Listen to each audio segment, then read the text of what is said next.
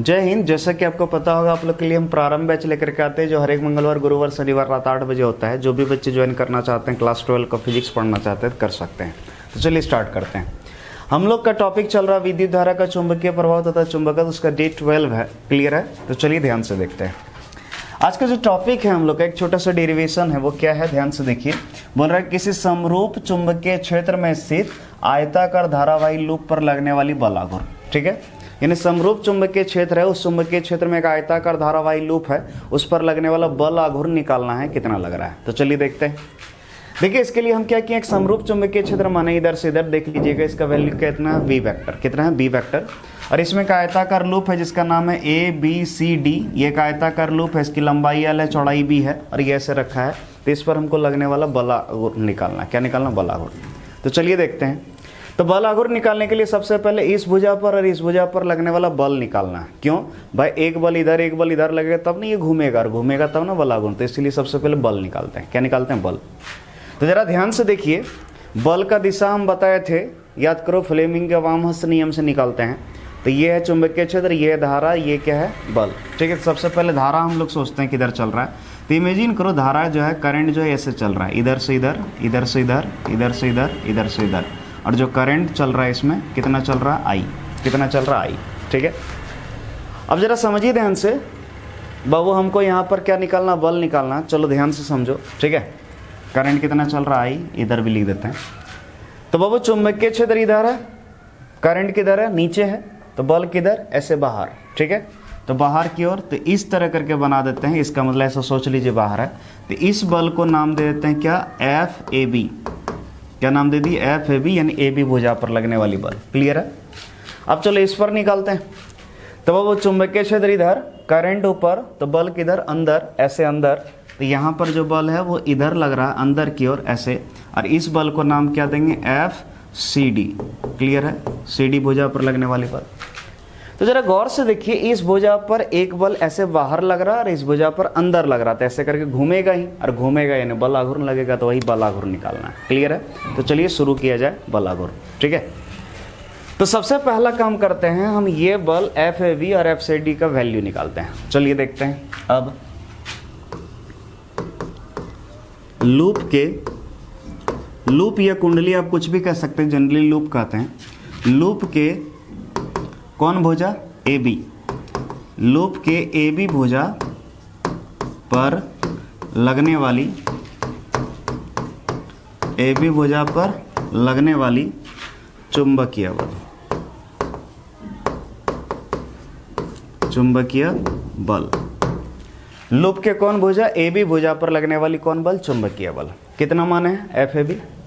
सिर्फ वैल्यू ले रहे हैं इसीलिए हम एफ ए बी लिखेंगे, वेक्टर नहीं लगाएंगे, क्योंकि हमको परिमाण सिर्फ देखना, दिशा नहीं देखना। एफ ए बी बराबर, अब भाई कितना होता है फार्मूला, तो फार्मूला होता है I L B sine theta.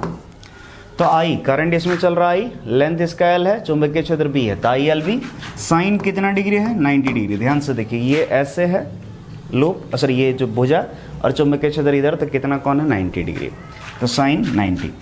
तो बोलो F A B equal to क्या हुआ, आई एल बी साइन 90 की वैल्यू 1। तो सिंपल सा 1। तो बोलो एफ ए बी क्या निकला, I L B. I L B समीकरण 1।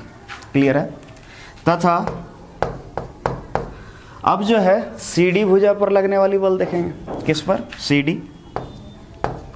तो लूप के सी डी भुजा पर लगने वाली बल। कौन भुजा, सी डी भुजा, ये भुजा। अब सी डी भुजा पर देखिए बल क्या है, एफ सी डी। क्या है, एफ सी डी। तो लिखेंगे यहाँ एफ सी डी। और जरा गौर से देखो, यहाँ पर भी इसका लंबाई एल है, चुंबकीय क्षेत्र भी है, यहाँ भी कौन वही है, ठीक, धारा वही है, कौन भी वही, सब कुछ जब सेम है। तो अब जब निकालिएगा देखिएगा, यहाँ पर भी आएगा आई एल बी समीकरण 2।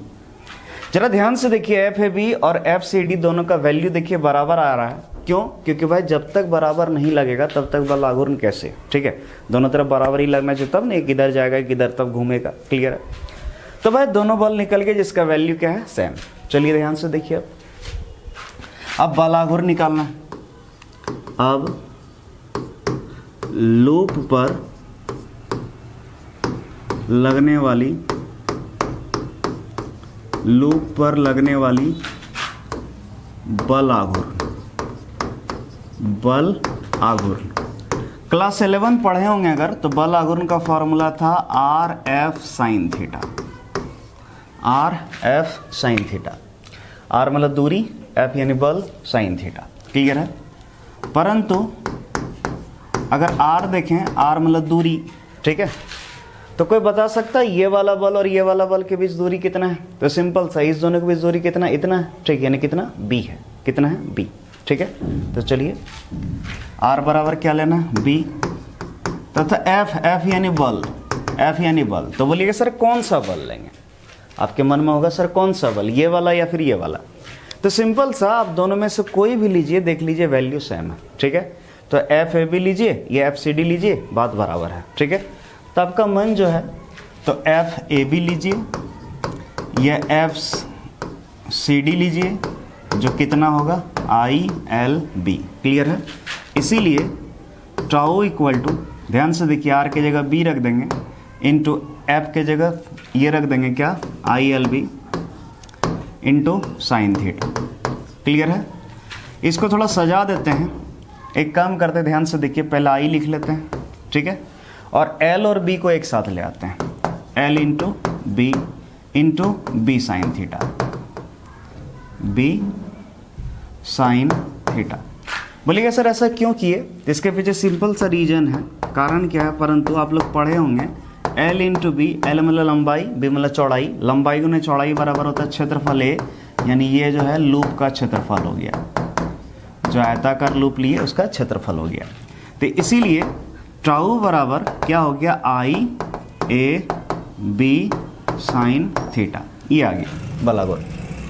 लेकिन आपको पता होना चाहिए, ये जो होता है ना, ये बहुत बार इस तरह करके फेरा इस पर लपेटा होता है।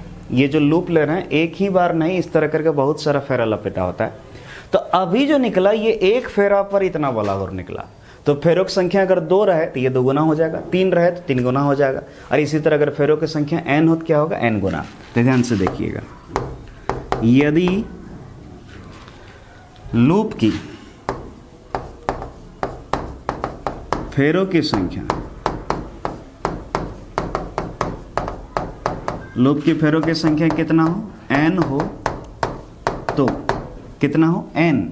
तो बोलो जब n गुना होगा तो टाउ बराबर क्या होगा? n I A B sine theta. बोलो होगा? आप चाहें तो इतना भी रख सकते हैं, लेकिन हम इसको थोड़ा सा चेंज करेंगे जिससे कि आपको याद रखना बहुत आसान हो जाएगा।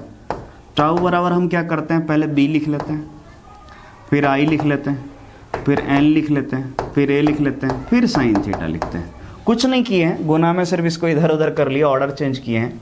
तो जरा देखिए क्या हो गया, बी आई एन ए बिना साइन थीटा। तो याद रखिएगा, जो बल आघूर्ण लगेगा वो कितना लगेगा? बिना साइन थीटा। क्लियर है?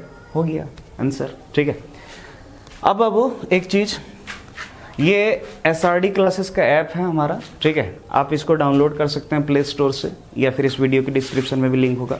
और जो भी पढ़ा है आपको कन्फर्म है, इसका PDF चाहिए होगा तो PDF आप इससे डाउनलोड कर सकते हैं। आपको करना है क्या, इस ऐप को डाउनलोड कर लेना है, इस ऐप के थ्रू आपको टेलीग्राम में ज्वाइन हो जाना और वहाँ आपको इसका PDF मिल जाएगा। चलिए आज के लिए इतना ही, थैंक यू।